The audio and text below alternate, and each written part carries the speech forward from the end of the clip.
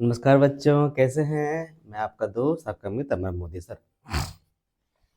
2-3 दिन से थोड़ी लेट चल रही थी क्लासेस, मैं नहीं था और थोड़ी समस्याएं रही होंगी। तो चलिए मैं आपका फिर स्वागत करता हूँ राज राठौर एजुकेशन में और क्लास को प्रारंभ करते हैं। पिछले कक्षा में हम लोगों ने देखा था लेक्चर नंबर 11 में, तो हम लोग एक बार रिपीट कर लेते हैं। लेक्चर नंबर 11 में हम लोगों ने क्या क्या देखा था। देखिए, लेक्चर नंबर 11 में हम लोगों ने समास पढ़ा था। तो आज से हम आप शुरू करेंगे हम लोग लेक्चर नंबर 12। लेक्चर नंबर 11 में हम लोगों ने समास के कई रूप को देख रखा था, है ना।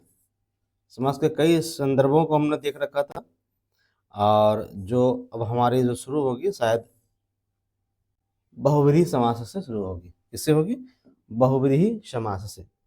ठीक है, तो आइए बहुव्रीहि समास किसे कहते हैं हम लोग इसको आगे देखते हैं। बहुव्रीहि समास, देखिए इस समास में कोई भी पद जो है वो प्रधान नहीं होता है, कोई भी पद प्रधान नहीं है। जब दो पद मिलकर तीसरा पद बनता है ना, जब दो पद मिलकर तीसरा पद बनता है तब तीसरा पद जाके क्या हो जाता है? वो प्रधान हो जाता है। ठीक है, समास में आपको मैंने बात बताया था, पहला पद प्रधान हो सकता है, दूसरा पद प्रधान हो सकता है, दोनों पद प्रधान हो सकता है। लेकिन बहुव्रीहि समास में होता क्या है कि इस समास में दोनों में से कोई पद प्रधान नहीं होता है। जब दो पद के मिलने के बाद तीसरा पद बनता है, वो तीसरा पद क्या हो जाता है? वह प्रधान हो जाता है, यानी विग्रह करने वाला। ठीक है, अब समझिए इसका, इस समास में कोई भी पद प्रधान नहीं होता। जब दो पद आपस में मिल जाते हैं तब वह तीसरा पद जो बनता है वही प्रधान होता है।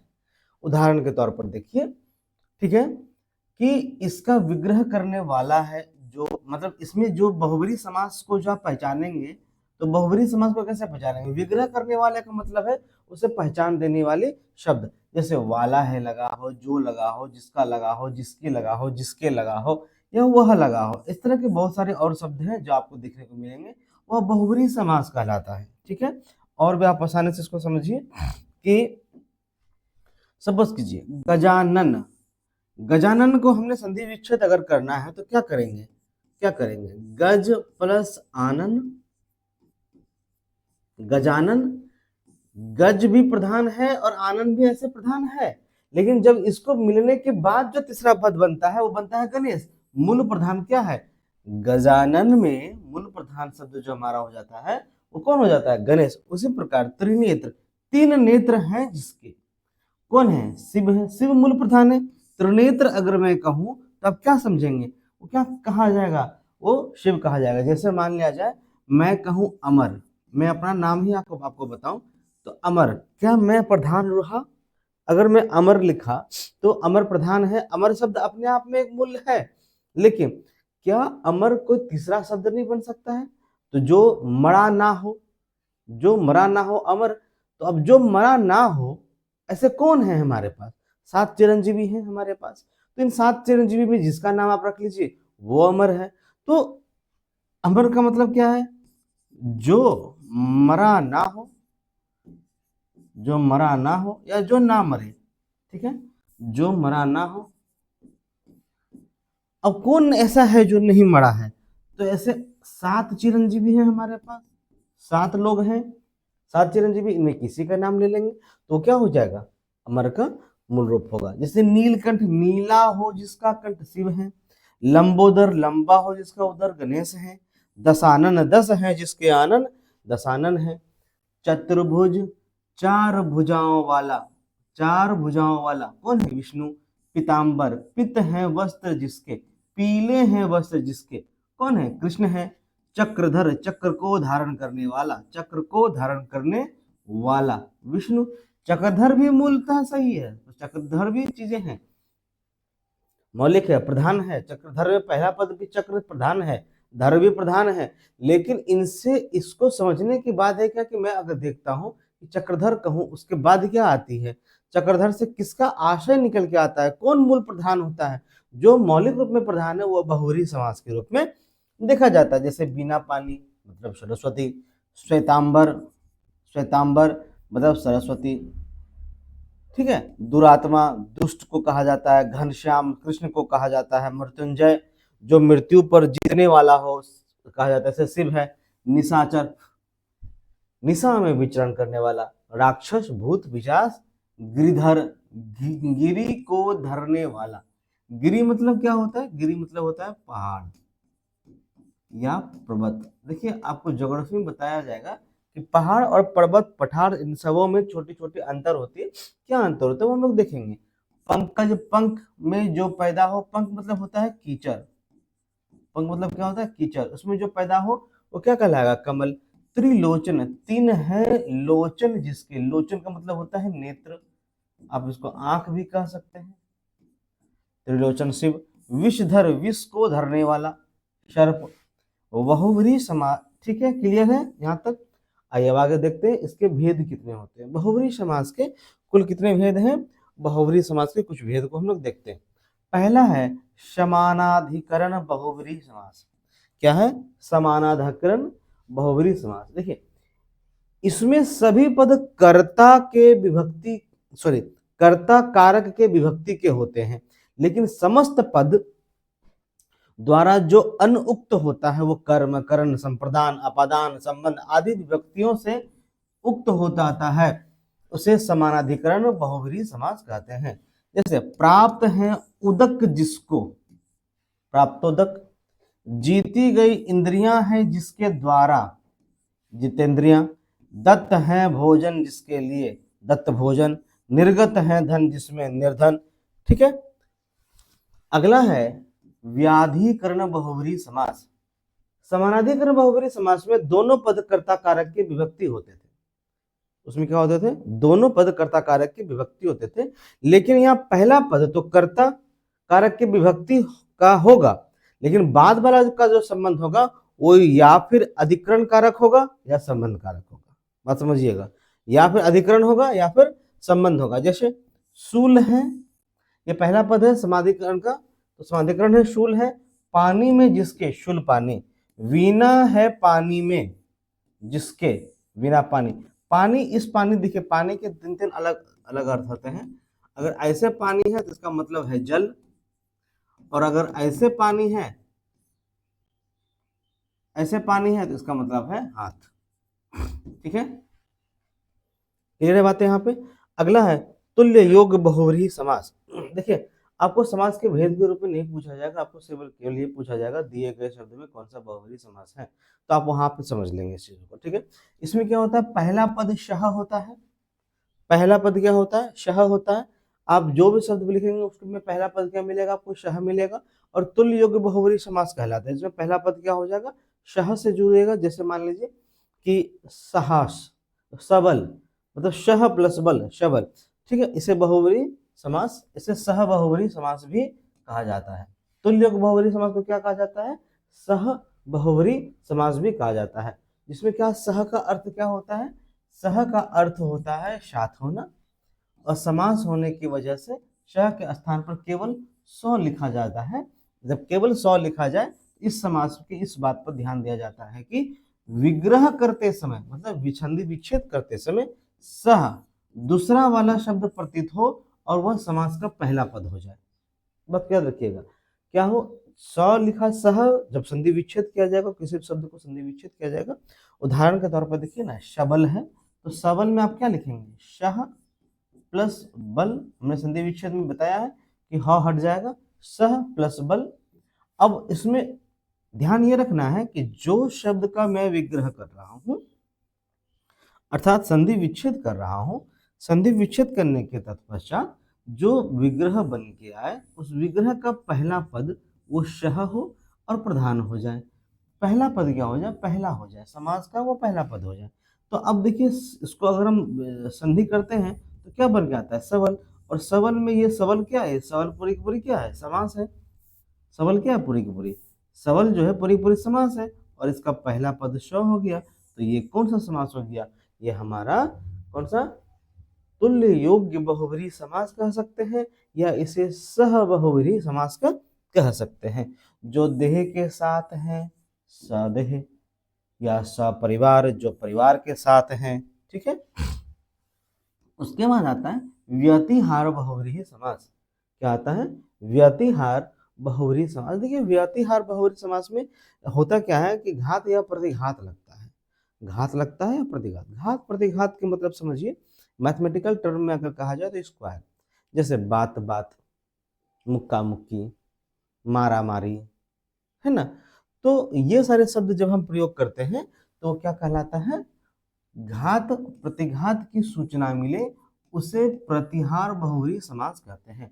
इसमें और भी चीजें होती है। घात प्रतिघात के हिंदी साहित्य के अंतर्गत देखा जाए तो चोट से भी संबंध होता है, दुख से संबंध होता है, दर्द से संबंध होता है। और मूल रूप में एक बात याद रखेंगे कि इस समास का जब प्रयोग करते हैं सामान्य रूप में मारपीट के लिए करते हैं, लड़ाई के लिए करते हैं। जब चीजें बिगड़ी हुई बात हो तो वहां पे हम इसका क्या करते हैं, प्रयोग करते हैं। इस समास में यह प्रतीत होता है कि इस चीज से या उस चीज से लड़ाई हुई हो, जैसे मुक्के मुक्के से जो लड़ाई हो, मुक्का मुक्की, बातें बातों पर जो लड़ाई हो, बाता बाती। अब जैसे आप सुने होंगे ना कि लाठी लाठी मार भई। अब लाठी लाठी क्या है यहाँ पे, यहाँ दो चीज है ना, यहाँ क्या है, लाठी लाठी और लाठी लाठी मार भई। तो लाठी लाठी मार भई में लाठी लाठी क्या होगा, लाठी लाठी हो जाएगा व्यतिहार बहुव्रीहि समास। अगला समास होता है प्रादि बहुव्रीहि समास। प्रादि बहुव्रीहि समास में क्या होगा, प्रादि बहुव्रीहि समास में उपसर्ग लगा रहेगा, पूर्व पद उपसर्ग होगा। अगर किसी भी समासिक पद का पूर्व पद जो हो वो उपसर्ग हो तो वह प्रादि बहुव्रीहि समास कहलाता है। अगर पहला पद उपसर्ग की स्थिति में रहेगा तो क्या कहलाएगा, प्रादि बहुव्रीहि समास कहलाएगा। ठीक है, जैसे उदाहरण के तौर पर देखिए बेरहम। ठीक है, अब यहाँ जो बे है ना, बे उपसर्ग है और रहम, रहम करना शब्द है। रहम का तात्पर्य क्या होता है, रहम का तात्पर्य होता है दया कराना। और जब जिसमें बे का मतलब होता है बिना, तो बिना दया का क्या हो जाएगा, देखिए नहीं है रहम जिसमें या नहीं है दया जिसमें, वो क्या कहलाएगा, बेरहम। ठीक है, अब निर्जन। अब नि जो है उपसर्ग है, जन क्या है, व्यक्ति है, मतलब व्यक्ति समूह है। तो नहीं है जन जहां, निर्जन। अब उसके बाद आता अगला समास है द्विगु समास। बहुव्रीहि समास के सभी पाठ खत्म हो गए हमारे। अब आते हैं द्विगु समास में। देखिए द्विगु समास में पूर्व पद संख्यावाचक होगा। पूर्व पद क्या होगा, संख्यावाचक होगा। और कभी कभी उत्तर पद भी संख्यावाचक हो जाएगा। देखिए पूर्व पद और उत्तर पद को समझिए क्या होता है।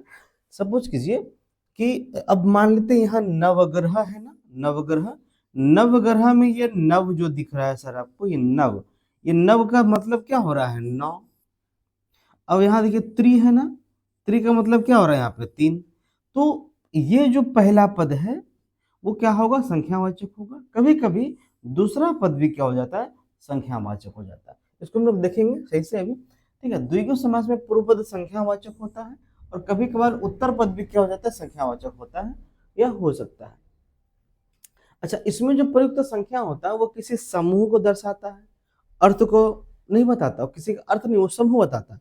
अब नौ ग्रह, नौ ग्रहों का समूह नवग्रह, तीन वाणियों का समूह त्रिवेणी। ठीक है, उसी तरह पंचतंत्र है, त्रिलोक है, शतावधी है। शतावधी सौ अवधों का मतलब, सौ अवधों मतलब अवध का, अवध उर्दू शब्द है, अवध का मतलब होता है वर्ष। ठीक है, 100 अवधों का समूह। पंसेरी, पन 5 है। सतसई, अब सुने होंगे, सतसैया के नाविक और बामन के तीर देखन में छोटन लगे, घाव करे गंभीर। तो सतसई 700 पदों का समूह। चौगुनी 4 गुनी, त्रिभुज 3 भुजा, दोपहर। देखिए मैंने जहां जहां घेरा लगाया वो सारा सारा क्या है ना सर, वो सारा सारा शब्द वो संख्यावाचक है। ठीक है, चौमासा, नवरात्र, अठन्नी 8 आनों का समूह, सप्तऋषि, त्रिकोण, सप्ताह 7 दिनों का समूह। ठीक है, कोई दिक्कत। आइए अब द्विगु समास के भेद को देखते हैं। पहला है समाहार द्विगु समास। देखिए समाहार द्विगु समास का मतलब होता है समुदाय में होना, इकट्ठित होना, समेटना, चीजों को समझना। ठीक है, देखिए मैंने आपको पहले ही बताया है कि आपको इतना डीप नहीं जाएगा। आपके केवल पूछेगा दिए गए शब्द निम्नलिखित में से किसी समास से संबंधित है, आपको केवल वहां वो बताना है कि हाँ भाई ये बहुव्रीहि समास से है ये द्विगु समास है। आपको ये कभी नहीं पूछने वाला है कि देखिए, क्योंकि आपका जो एग्जाम होगा वो होगा एमसीक्यू मोड में। एमसीक्यू मोड में आपको कभी पूछा नहीं जाएगा। हाँ, और रिस्क क्यों ले भाई, कभी पूछ ले कि हाँ दिए गए समास में से द्विगु समास का कौन सा भेद से संबंधित शब्द है, तो वहां दिक्कतें होंगी। हम लोग जब एमसीक्यू करेंगे तो एमसीक्यू में हम लोग इस चीजों को देखेंगे। समाहार का मतलब होता है समुदाय करना। समाहार का मतलब क्या, समुदाय होना, इकट्ठा होना या समेटना, उसे समाहार द्विगु समास कहते हैं। जैसे 3 लोकों का समाहार अगर है तो त्रिलोक है। 5 वटों का समाहार कर लिए तो आप पंचवटी है। मतलब समाहार कर लिए मतलब एकत्रित कर लिए, एक जगह कर लिए। 3 भुवनों का समाहार कर लिए तो त्रिभुवन आ गया। उसी प्रकार में अब द्विगु समास के दूसरे पद होते हैं उत्तर पद प्रधान द्विगु समास। क्या है, उत्तर पद प्रधान द्विगु समास। उत्तर पद प्रधान द्विगु समास के 2 प्रकार होते हैं। कौन कौन सा, अब देखिए इसमें, सॉरी सॉरी, 2 माओं का दुमाता, ठीक है, 2 सूतों का मेल दुसूती। अच्छा, अब नॉर्मली क्या है ना, जैसे पहला शब्द में जो है उत्पन्न अर्थ हो, ठीक है, उत्पन्न हो, किसी से कोई उत्पन्न हो रहा है तो उत्तर प्रधान द्विगु समास का पहला पद, पहला प्रकार वो होगा जिसमें 2 माह से उत्पन्न होने वाला द्विमाता, 2 सूतों के मेल से उत्पन्न होने वाला दो सूती। अच्छा, दूसरी बात जो होती है, दूसरे दूसरे जो उदाहरण है किसके, उत्तर पद प्रधान के, जो दूसरा उदाहरण है वो है जहां पर सच में उत्तर पद पर जोर दिया जाए। अब इसे पंच प्रणाम। अब यहाँ पे देखिए सबसे इंपॉर्टेंट कौन है, पंच है या प्रणाम है, इंपॉर्टेंट प्रणाम है, इसलिए ये उत्तर में ये है तो इसलिए मैं ये। फिर 5 हथंड, मतलब 5 हथंड, हथंड मतलब क्या होता है, हाथ में रखने वाले वस्तु को हथंड कहते हैं। अगला है कर्मधारय समास, ठीक है, द्विगु समास हमारे खत्म हो गई। अगला है कर्मधारय समास। कर्मधार, इसमें क्या होता है, विशेषण विशेष और उपमेय उपमान में से मिलकर बनाने वाले समास को क्या कहते हैं, उपमान हो, उपनाम नहीं, उपमान। उपमा, जब हम किसी को, उपमा का मतलब क्या होता है कि आप कहते हैं किसी को कुछ कह रहे हैं, जैसे कि नीले नयन वाले, आप उसको कहते हैं कि यार तुम्हारी आंखें हिरणी सी है, तो हिरण से आप उसकी उपमा कर रहे हैं। मतलब चंदन, चंचल सी, चंदन चंद मुखी आप कह रहे हैं, तो वो सारी चीज क्या है, उपमा अगर किसी को आप दे रहे हैं। तो अगर विशेषण में विशेष्य हो और उपमाय में उपमान हो तब वो उसे कर्मधारय कहते हैं। जैसे नील गगन, नीला है जो गगन, नील गगन, ठीक है, चंद्रमुखी सदा सुखी, चंद्र के जैसा मुखी हो, पीतांबर हो, पिता हो जिसका अंबर, पित हो जिसका अंबर, महात्मा, ये क्या उपमा दे रहे हैं ना। लालमणि उपमा है, महादेव उपमा है, देहलता उपमा है, नवयुवक उपमा है, अवधमड़ा उपमा है, ठीक है, प्राण प्रिय, श्याम सुंदर, नीलकंठ, महापुरुष, नरसिंह, कनक लता, कनक की सी लता, नील कमल, नीला है जिसका कमल, अरे नीला है जिसका कमल का मतलब, यहाँ कमल का मतलब होता है नयन, कमल का मतलब होता है आंख, ठीक है, नीलकमल। अच्छा, नीलकमल के नाम से एक और को जाना जाता है, राम को नीलकमल कहा जाता है, क्योंकि राम की जो माता थी उन्होंने उनको नीलकमल कहा था। आपको याद होगा जब आप राम की शक्ति पूजा पढ़ेंगे तो राम की शक्ति पूजा में आप देखेंगे कि जब वो शिव का वो पूजा करने के लिए बैठते हैं श्री राम जी, तो एक कमल कम हो जाता है, तो वो अपने, उनको याद होता है कि मेरी माँ ने कहा था कि तुम्हारी आंखें जो है वो नीली सी है, नील कमल सी है, तो अपने आंखें निकालने लगते हैं चढ़ावा के लिए। अब देखेंगे उसमें राम की शक्ति पूजा में, ठीक है, परम आनंद, परम है जो आनंद, ठीक है। अब आगे देखते हैं कर्मधारय समास के कितने भेद होते हैं। पहला तो विशेषण पूर्व कर्मधारय समास, विशेषण के पूर्व पद में कर्मधारय समास। देखें, जहां पर पहला पद प्रधान होता है वहां पर विशेषण पूर्व पद प्रधान हो जाता है। जैसे नीली गाय हो तो नील गाय, नील गाय में नील गाय तो ठीक है, गाय की विशेषता क्या बताई जा रही है, देखिए गाय तो ठीक है, गाय की विशेषता क्या बताई जा रही है, नीला, तो नीली गाय। अब पीतांबर में देखिए पहला विशेषता है ना अंबर है, अंबर की विशेषता क्या है, पीत, पीला होना, तो पीतांबर। सखा है, सखा की विशेषता क्या है, कर्मधारय क्या है उसका, प्रिय होना, तो प्रिय सखा। उसी प्रकार अगला है विशेष पूर्व पद कर्म प्रधान कर्मधारय समास। इसमें पहला पद विशेष होता है। इस प्रकार के समासिक पद में ज्यादातर संस्कृत में मिलते हैं, जैसे कुमारी शर्मन, कुमार शर्मन। नॉर्मली ये जो है ये संस्कृत में आपको देखने को मिलेंगे, इसलिए इसमें मैंने कम उदाहरण का प्रयोग किया। अगला है विशेषणो भय पद। विशेषणो भय पद कर्मधारय समास, इसमें दोनों पद विशेषण होंगे। इनमें दोनों पद नील पीत, सुनी अनसुनी, सुनी अनसुनी बातें, सुनी अनसुनी कहावतें, ये सारी जब बातें होंगी तो क्या होगा, इसमें सुनी भी मूल है, विशेषण है, और अनसुनी भी क्या है, विशेषण है।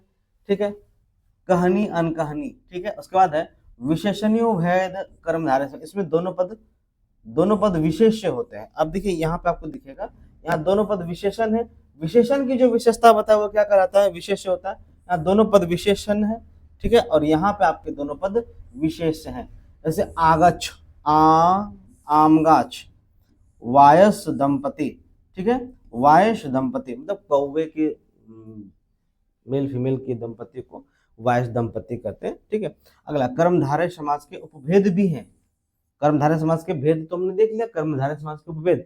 उपमान कर्मधारय समास, पहला क्या है, उपमान कर्मधारय समास।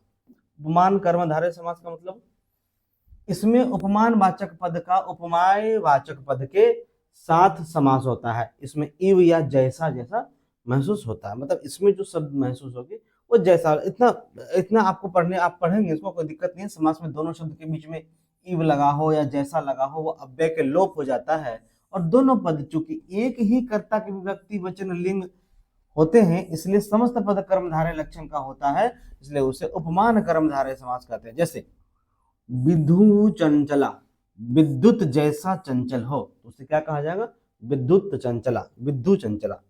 उसी तरह कि कर्मधारय समास का उपभेद पहला है उपमान कर्मधारय समास, उसी तरह दूसरा उसका उपभेद है उपमित कर्मधारय समास। क्या है, उपमित कर्मधारय समास। उपमित कर्मधारय समास में क्या होता है, यह उपनाम कर्म समास का एकदम बिल्कुल उल्टा है। इस समास में उपमेय का पहला पद और दूसरा पद, उपमेय का पहला पद का उपमान होता है दूसरा पद। जैसे देखेंगे कैसे, अधर पल्लव, अधर पल्लव।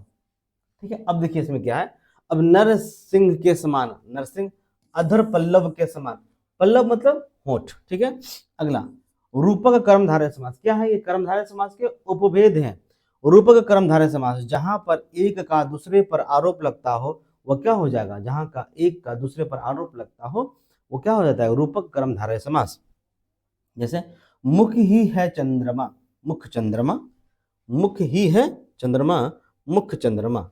ठीक है, आज के लिए हम लोगों की पूरी समास की क्लासेस खत्म हो गई है। ठीक है, अब हम लोग फिर से मिलेंगे। ओके, तो आइए अब हम लोग विदा लेते हैं आपसे, और आपको एक सूचना दे देते हैं कि आपको एक सूचना दे दिया जाता है, नेट और बेट की क्लासेस शुरू हो चुकी हैं। नेट और बेट की क्लासेस शुरू हो चुकी है, तो जल्दी से जाएं, ऐप पे अपने आप को रजिस्टर करें और क्लासेस को एंजॉय करें और सफलता को प्राप्त करें। ठीक है, ओके, बाय बाय।